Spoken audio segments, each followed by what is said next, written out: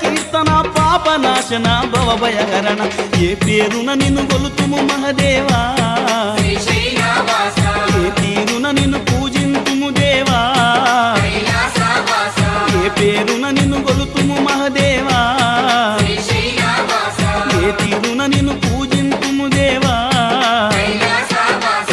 శ్రీశైలవాస శ్రీ మల్లినాథ నీ దర్శన భాగ్యం ఈవయ్యా మా జ్యోతిర్లింగా ఈ జన్మకు మోక్షం ఈవయ్యా ఓం జై జగదీశ